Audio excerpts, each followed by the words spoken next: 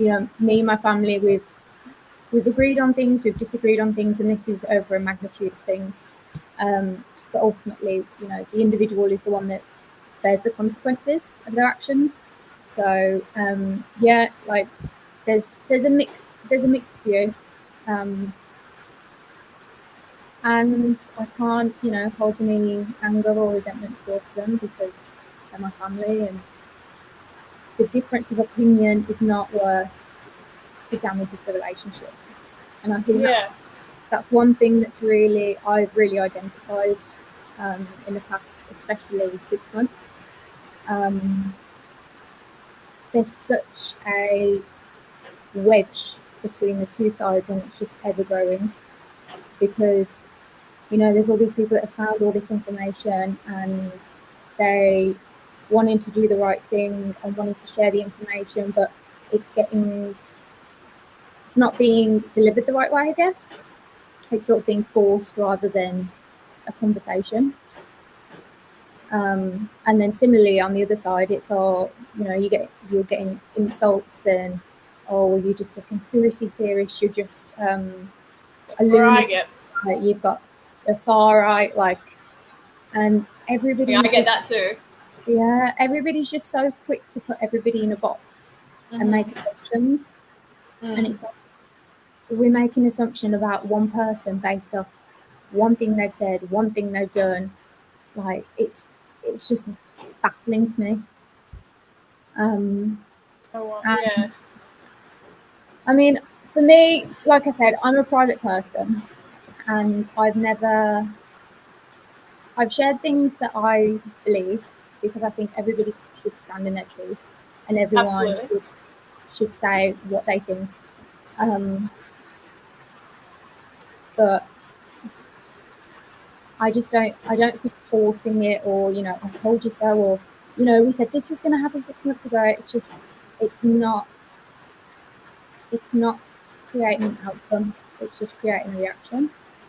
I agree with you. And when I was living close to you guys, when I was living like a 10-minute drive away, I had an experience with a person that I was living with, and because I wasn't on the same consciousness as him and research as him, I would always have to be met with, oh my God, don't be stupid. How can you think that? And oh my God, what is wrong with Australians? And it was quite depleting. My energy, my everything that made me a happy person. I became, my energy, my happiness, it was slowly depleting. And I realized that maybe I had done that to my friends in the past or other people in the past, and his aggressiveness made me change. And I like the attitude that you've taken because, I get where he was coming from. I want to take members of my family and shake them, and friends and even former friends. I want to shake them and be like, what the hell is wrong with you? What don't you see? Yeah. But sadly, they have to come to that on their own, whether that's with the unfortunate event of a seizure from an adverse reaction, or whether that's from a loved one or a death or a government mandate that just doesn't make sense to them. I can't do the shaking.